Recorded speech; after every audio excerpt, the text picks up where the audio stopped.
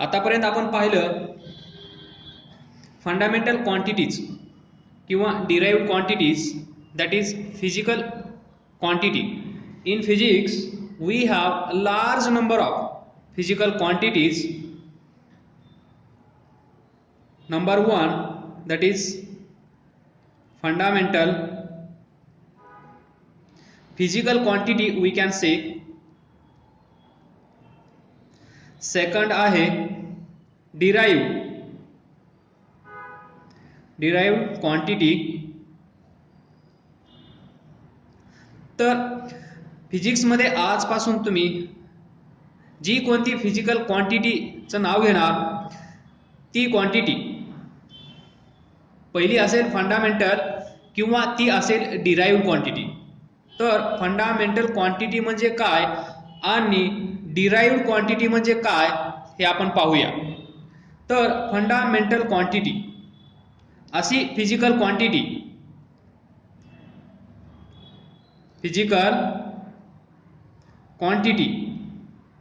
जी दुसऱ्या कुणावरही तिचं स्वतःच मेजरमेंट करण्यासाठी डिपेंड राहत नाही, तिला आपण म्हणतो फंडामेंटल क्वांटिटी.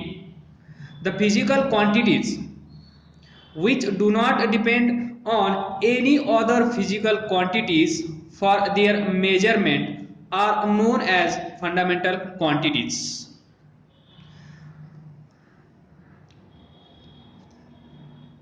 त्यानंतर तर पहा पहिली असेल length. fundamental physical quantity we have only and only 7 number of physical quantities which are fundamental. त्यामध्ये नंबर 1 लेंथ. या लेंथचं SI युनिट असेल मीटर. काय असेल मीटर. हे आपण दाखवतो असं m. तर पहा SI unit we have 4 number of system of units. Number 1 CGS, number 2 MKS, number 3 FPES and last तर पहा CGS, MKS, third FPES and last SI. System international किंवा इंटरनॅशनल सिस्टीम जी आपण फिजिक्समध्ये मोस्टली 99% यूज करत असतो ती म्हणजे सिस्टीम इंटरनॅशनल किंवा इंटरनॅशनल सिस्टीम किंवा इंटरनॅशनल सिस्टीम ऑफ युनिट्स आपण त्याला असं म्हणू शकतो. तर centimetre gram second, metre kilogram second, foot pound second system ही SI सिस्टीम इंटरनॅशनल. याच्यामध्ये फिजिकल क्वांटिटी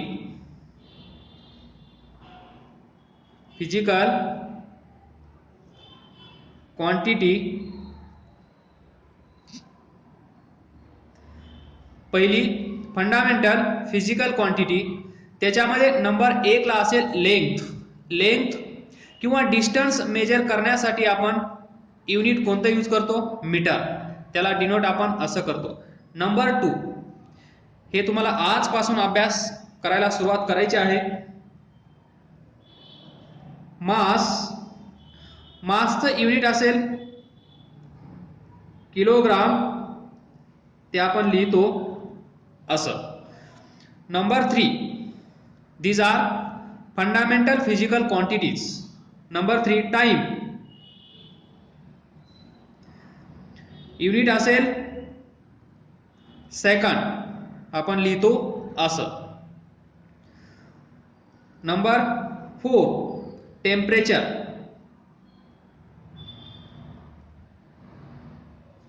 युनिट केल्विन आपण लिहितो असं.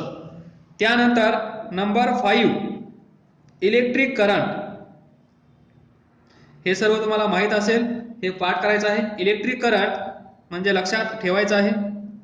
इलेक्ट्रिक करंट युनिट असेल एम्पियर. ते आपण दाखवतो म्हणजे लिहितो असं. नंबर 6 लुमिनस इंटेन्सिटी ते आपण लिहितो, म्हणजे त्याचं युनिट कॅन्डेला, आणि आपण लिहिताना CD, small c small d. Number 7, amount of substance. Amount of substance SI unit मोल, आणि ते लिहितो आपण MOL.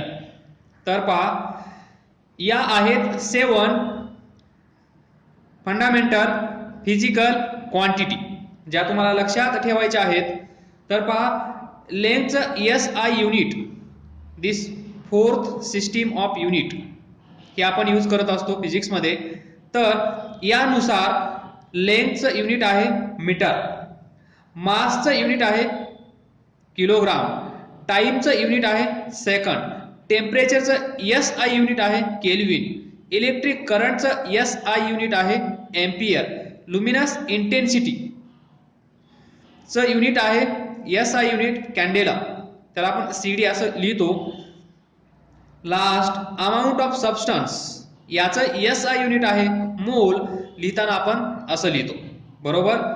तर या होत्या काही फंडामेंटल क्वांटिटी, आणि या लक्षात ठेवा किती आहेत 7.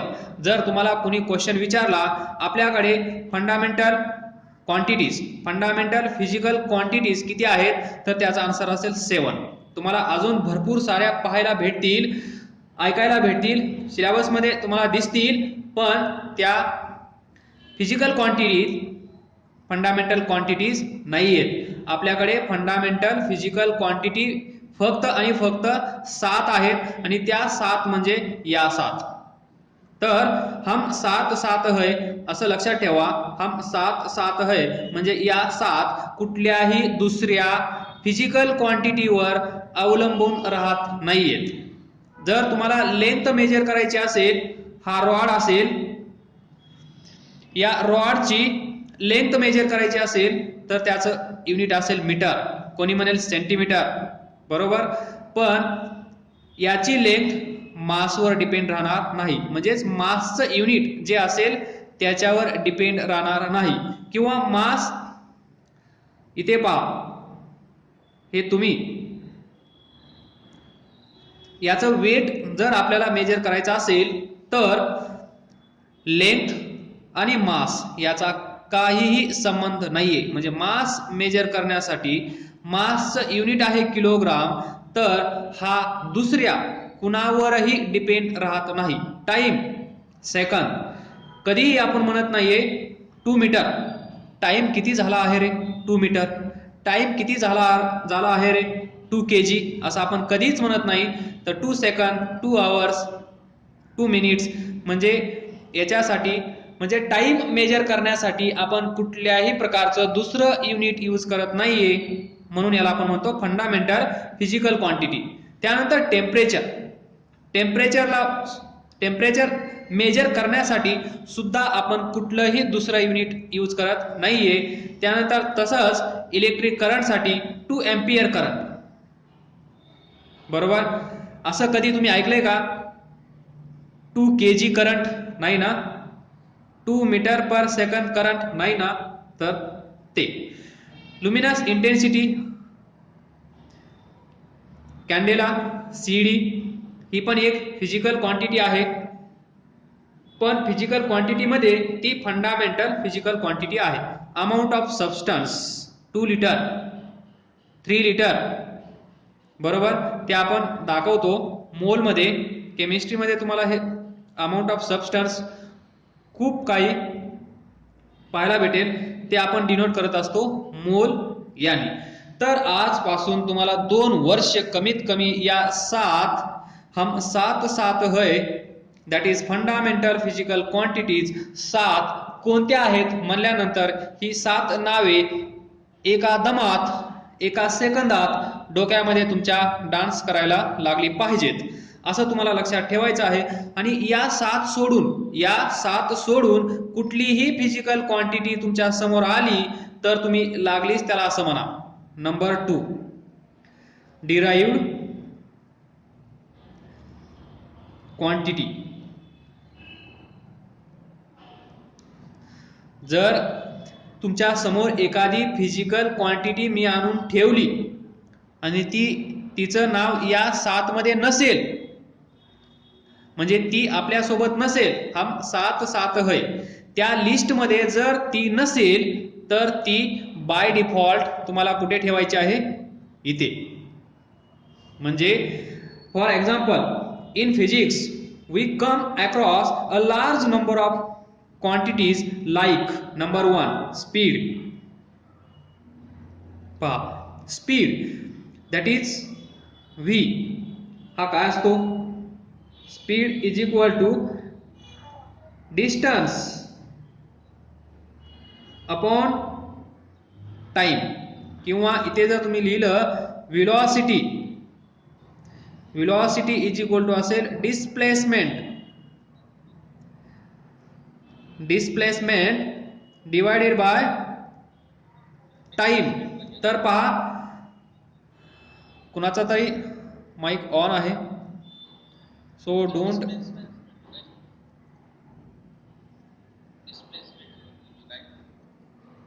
हॅलो,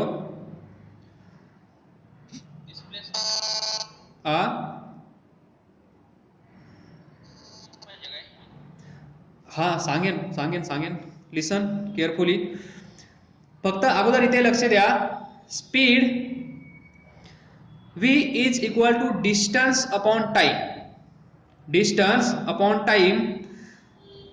ज्यावेळेस आपल्याला स्पीड, तुमची बाईक आहे, ही बाईक बरोबर तुम्ही राईड करत आहात, तर या बाईकचा स्पीड किती आहे तर तुम्हाला माहित आहे किती असतो? 20 किलोमीटर पर आवर किंवा 20 मीटर पर सेकंद. आपण असं सांगतो. म्हणजे स्पीड पहा, स्पीडचं युनिट पहा. स्पीडचं युनिट काय असेल? Unit of speed is equal to, आपण कसं फाइंड करत असतो? Unit of distance, unit of distance divided by unit of time. तर युनिट ऑफ डिस्टन्स तुम्हाला माहित आहे, डिस्टन्स म्हणजेच लेंथ, डिस्टन्स म्हणजेच लेंथ. तर लेंथचं युनिट काय आहे? मीटर. युनिट ऑफ टाइम काय आहे? Second. So we get unit of speed. Unit of speed किती आहे? काय आहे? Metre per second. तर इथे पहा, ही स्पीड, या स्पीडचं युनिट आपल्याला भेटलं आहे मीटर पर सेकंद. मीटर म्हणजेच युनिट ऑफ डिस्टन्स, म्हणजेच युनिट ऑफ लेंथ. ही काय आहे? लेंथ. ही काय आहे? टाइम. म्हणजे युनिट ऑफ स्पीड, म्हणजे स्पीड डिफाइन करण्यासाठी आपल्याला गरज आहे कुणाची? लेंथ आणि टाइम. म्हणजेच स्पीड म्हणू शकतो आपण, speed depends on number 1 length म्हणजेच डिस्टन्स, नंबर 2 टाइम. टाइमचं unit second, length that is distance, याचं युनिट मीटर.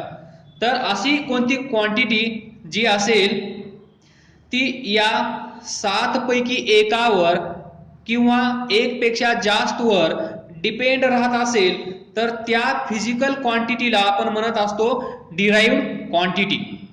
डिराइव्ड क्वांटिटी म्हणजे आलं लक्षात? स्पीड म्हणजे काय, डिस्टन्स म्हणजे काय, टाइम म्हणजे काय, व्हेलॉसिटी म्हणजे काय, डिस्प्लेसमेंट म्हणजे काय, टाइम म्हणजे काय, याची सर्वांची उत्तरे तुम्हाला याच्या पुढच्या टॉपिक मध्ये भेटतील. डिस्प्लेसमेंट म्हणल्यानंतर आजचं एक लेक्चर आपलं इथेच जाईल, त्यामुळे डिस्टन्स विचारला आहे म्हणून सांगतो. डिस्प्लेसमेंट आणि डिस्टन्स मोस्टली सेम असतं. हे डिफरंट कधी असतं हे आपण पुढच्या टॉपिक मध्ये पाहूया. डिस्प्लेसमेंट, डिस्टन्स, एक पार्टिकल इथे आहे किंवा एक बॉय इथे आहे, तो इथे गेला तर त्याने एवढं डिस्टन्स ट्रॅव्हल केला आपण असं म्हणतो. तर या केसमध्ये डिस्प्लेसमेंट पण तेवढंच असेल.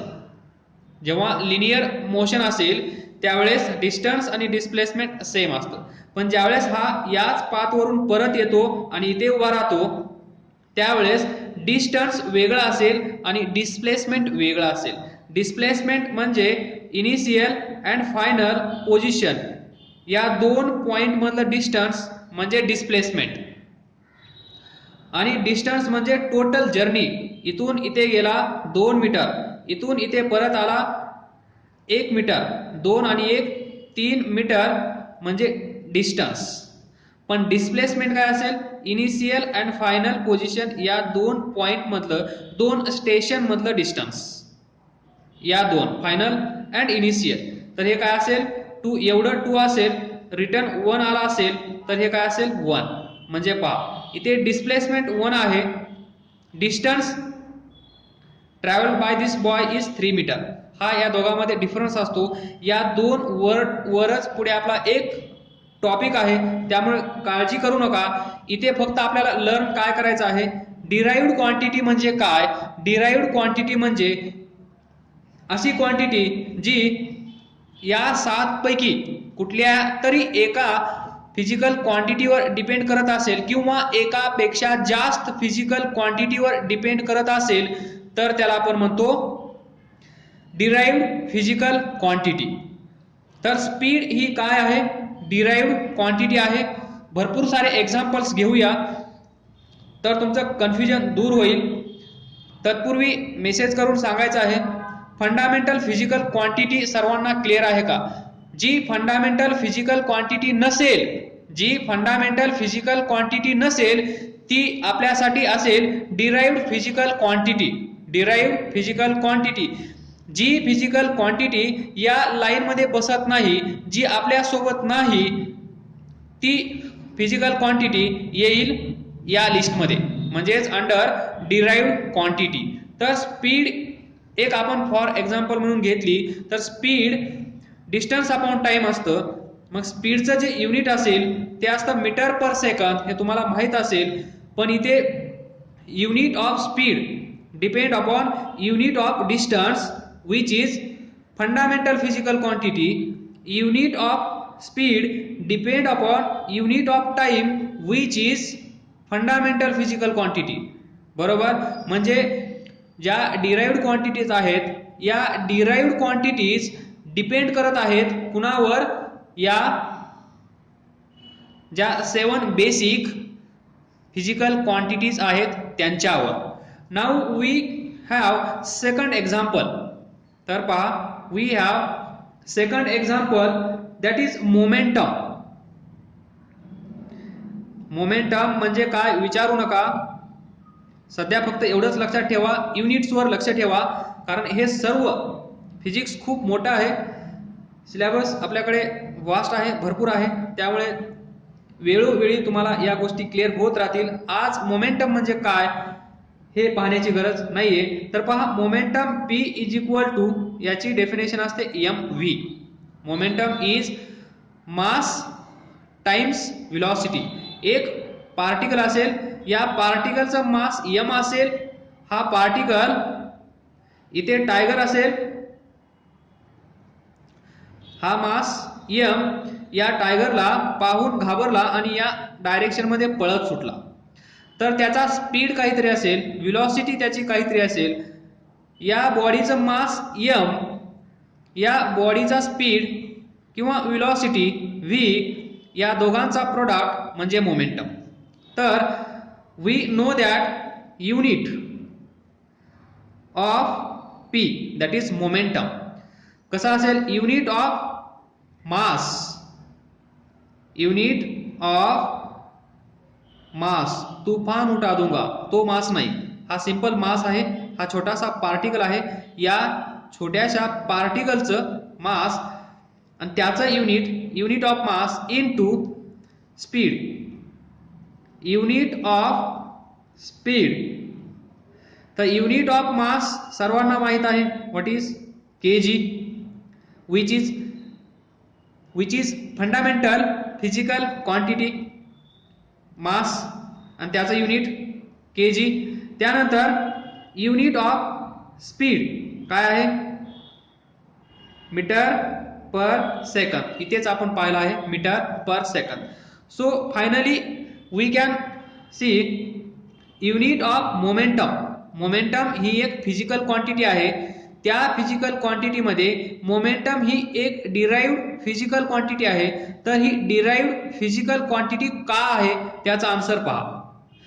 युनिट ऑफ मोमेंटम काय आहे? kg metre per second. तर kg is unit of mass kilogram which is fundamental physical quantity. म्हणजे याचं जर युनिट आपल्याला सांगायचं असेल तर आपल्याला कुणाची मदत घेणं गरजेचं आहे? Fundamental physical quantity. फंडामेंटल क्वांटिटीची आपण मदत घेत आहोत, दॅट इज kg किलोग्राम. त्यानंतर this metre that is unit of length and length is again fundamental physical quantity. Yes, unit of time and time is again fundamental physical quantity, that is unit of momentum depend upon unit of mass and unit of this length, that is distance or time. तर इथे momentum ही physical quantity depend करत आहे, dependent आहे, ती independent नाहीये. ती depend करत आहे कुणावर? ती डिपेंड करत आहे या बेसिक 7 फंडामेंटल फिजिकल क्वांटिटीवर. आणि एका शब्दात सांगायचं झालं तर या 7 सोडून जेवढ्या फिजिकल क्वांटिटी तुमच्या समोर येतील 2 वर्षामध्ये, त्या सर्व फिजिकल क्वांटिटी कोणत्या असतील? Derived physical quantity. आलं लक्षात? डिराइव्डचा अर्थ सर्वांना समजला का? डिराइव्डचा अर्थ समजला असेल तर थोडंसं आपण युनिट कन्वर्जन पाहूया.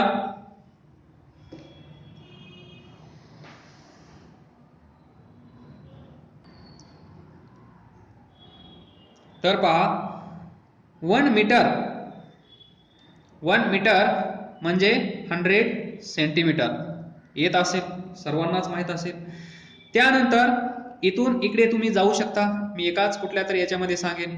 त्यानंतर 1 मीटर म्हणजेच 1000 mm. याला तुम्ही असंही लिहू शकता 10⁻². सेंटीमीटर याला तुम्ही असं लिहू शकता 10⁻³ mm. बरोबर. तर मग we will have practice 1 kilometre per hour. 1 kilometre per hour म्हणजे यालाच कन्वर्ट करून पाहूया आपण मीटर पर सेकंद मध्ये किंवा सेंटीमीटर पर सेकंद मध्ये. तर 1 किलोमीटर म्हणजे 1000 मीटर म्हणजेच 10⁻³ मीटर. करेक्ट. त्यानंतर 1 किलोमीटरला मीटर मध्ये आपण कन्वर्ट करू शकतो. इथे पहा, पर आवर. मग आवर्स मध्ये तुम्हाला माहित आहे 1 आवर म्हणजे बोला 60 मिनिट्स. 1 मिनिट म्हणजे 60 सेकंद. हे सर्व तुम्हाला माहित असेल, पण बाळांनो खूप गरजेचं आहे हे. 1 किलोमीटर 1000 मीटर. 1 मिनिट त्याच्यामध्ये असतात 60 सेकंद. एका तासामध्ये असतात 60 मिनिट. तर मग कोण सांगू शकेल का एका तासामध्ये किती सेकंद असतात? लवकर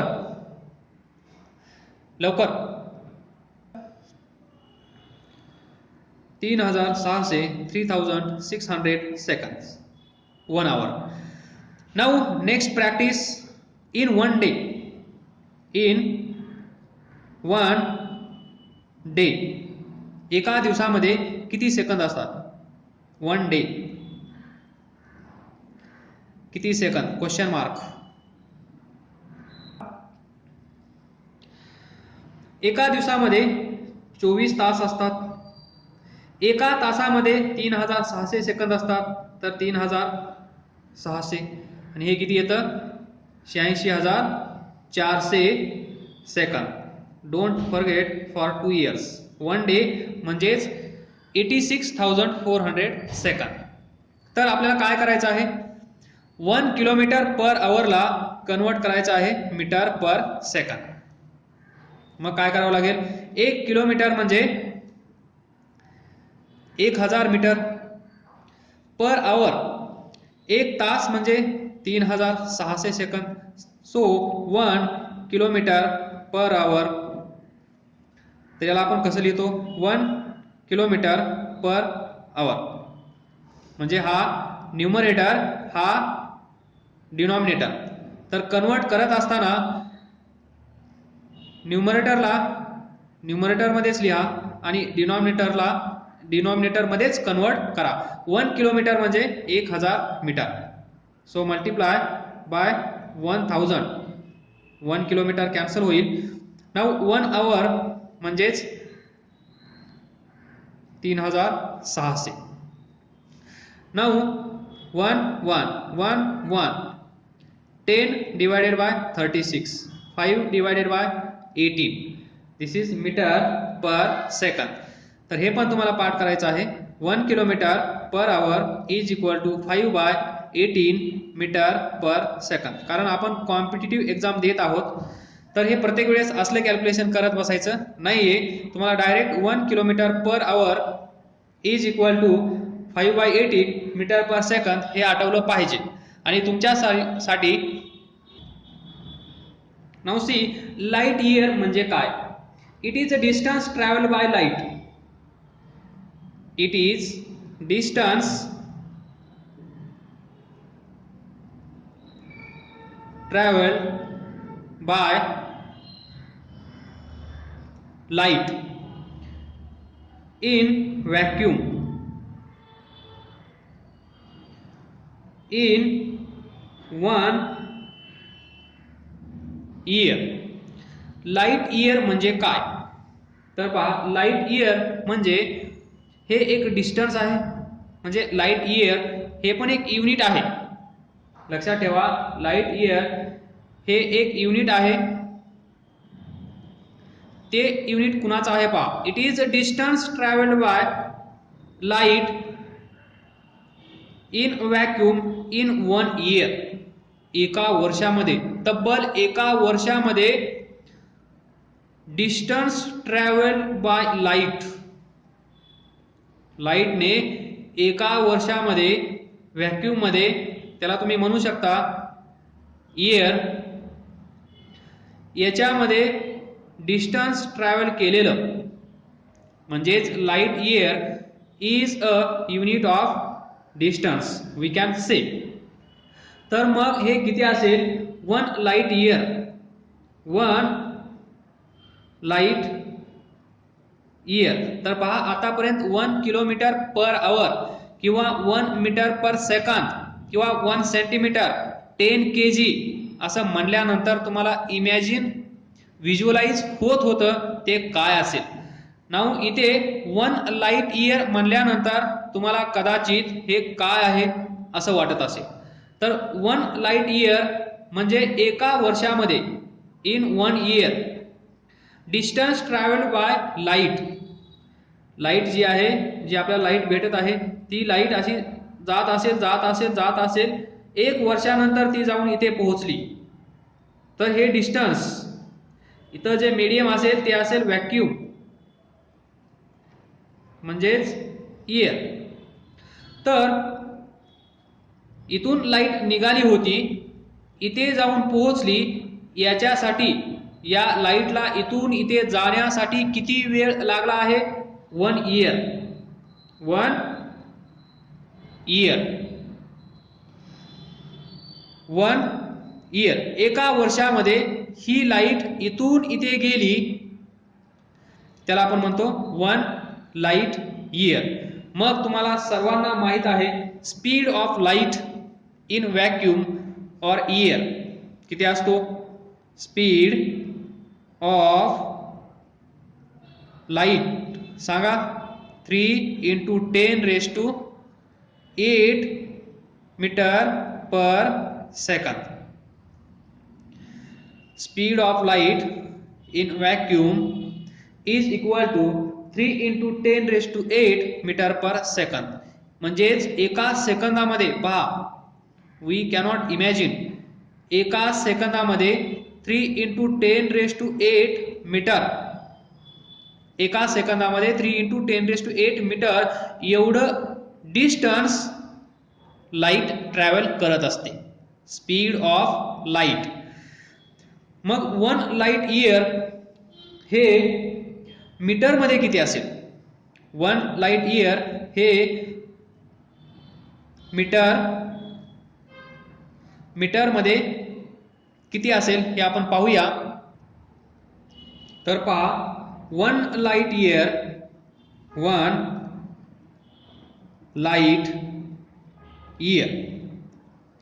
हे आपल्याला पाहिजे मीटरमध्ये किती असतं. 1 लाईट इयर म्हणल्यानंतर आपल्याला इमॅजिन होत नाही, त्याचा अर्थ आपल्याला माहित असतो. एका वर्षामध्ये लाईटने ट्रॅव्हल केलेलं डिस्टन्स कोणत्या मीडियम मध्ये, व्हॅक्यूम मध्ये, त्याला आपण इयर कन्सिडर करू शकतो. तर इथे पहा, एका वर्षामध्ये इन 1 इयर 365 डेज, बरोबर. इन 1 डे 24 आवर्स, एका दिवसामध्ये 24 आवर्स. त्यानंतर 1 आवर्स म्हणजे 60 मिनिट, 1 मिनिट म्हणजे 60 सेकंद. तर याला कन्वर्ट करा सेकंदामध्ये. कुठे? सेकंदामध्ये. तर पहा 1 लाईट इयर म्हणजे स्पीड ऑफ लाईट किती आहे? 3 × 10⁸ मीटर पर सेकंद इंटू एका वर्षामध्ये किती सेकंद असतील? कोण सांगेल? एका वर्षामध्ये किती सेकंद असतील? तुम्हाला एका दिवसामध्ये किती सेकंद असतात हे माहित आहे, बरोबर. एका दिवसामध्ये किती सेकंद असतात हे माहित आहे. त्यावरून तुम्ही 365 दिवसा